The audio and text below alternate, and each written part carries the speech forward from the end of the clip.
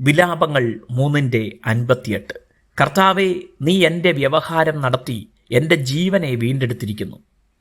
ചെയ്യാത്ത തെറ്റിന് കുറ്റാരോപിതരായി ജയിൽവാസം അനുഭവിക്കുന്നവർ നിരവധിയാണ്.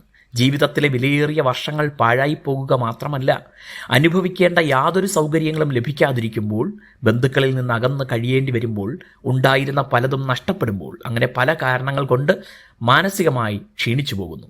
കള്ളത്തെളിവുകളും കള്ളസാക്ഷികളും സമർത്ഥമായി വാദിക്കുമ്പോൾ സ്നേഹിതർ പോലും അത് ശരിയാണെന്ന് തെറ്റിദ്ധരിക്കുന്നു. ആയതിനാലുള്ള അപമാനഭാരം ഹൃദയത്തിൽ കഠിന മുറിവുകളായി വേദനിപ്പിക്കുന്നു. ഇരമ്യാവ് ഈ സാഹചര്യത്തിലൂടെ എല്ലാം കടന്നുപോയതാണ്. തൻ്റെ വ്യഥകൾ കൂടെയാണ് ഈ വരികളിൽ വിവരിക്കുന്നത്. എന്നാൽ ഇവയെല്ലാം ഇരമ്യാവ് അനുഭവിക്കേണ്ടി വന്നത് ദൈവം തന്നെ ഏൽപ്പിച്ച ശുശ്രൂഷയുടെ ഭാഗമായാണ്. അമ്മയുടെ ഉള്ളിൽ വച്ച് തന്നെ കാണുകയും ജാതികൾക്ക് പ്രവാചകനായി വേർതിരിക്കുകയും ചെയ്തത് ദൈവമാണ്.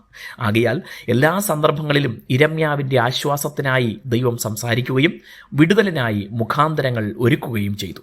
ബാബിലോന്യർ ദേശത്തെ ആക്രമിച്ചപ്പോൾ ഇരമ്യാവിനെക്കുറിച്ച് അവർക്ക് അറിവുണ്ടായിരുന്നു. അദ്ദേഹത്തോട് വളരെ മാന്യമായാണ് അവർ പെരുമാറിയത്. തനിക്ക് ബാബിലോണിലേക്ക് വരണമോ വേണ്ടയോ എന്ന് തീരുമാനിക്കാനുള്ള സ്വാതന്ത്ര്യം അവർ നൽകി. ദൈവം തൻ്റെ മനസ്സിൻ്റെ സങ്കടങ്ങൾ, ന്യായങ്ങൾ അറിഞ്ഞ് തനിക്കായി ഒരു വക്കീലിനെ പോലെ വാദിച്ചു എന്നാണ് ഇരമ്യാവ് ഇതിനെക്കുറിച്ച് പറയുന്നത്. അങ്ങനെ മരണത്തിന് വിധേയമാകാമായിരുന്ന തൻ്റെ ജീവനെ അവിടുന്ന് വീണ്ടെടുത്തു.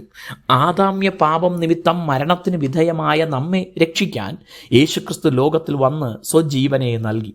നമുക്കായി സ്വർഗത്തിൽ ഇപ്പോഴും പക്ഷപാതം ചെയ്യുന്നതിനാൽ നമ്മുടെ വീണ്ടെടുപ്പും സുനിശ്ചിതമാണ്. ജീവിതം ക്ലേശകരമെന്നും വഴിമുട്ടിയെന്നും തോന്നുമ്പോൾ യേശു നമുക്കായി ഒരു വക്കീലിനെ പോലെ വാദിക്കുന്നെന്നും ഏതു സാഹചര്യത്തിലും വീണ്ടെടുപ്പ് ഉണ്ടാകുമെന്നും പ്രത്യാശിക്കുക. ദൈവം നമ്മെ അനുഗ്രഹിക്കട്ടെ.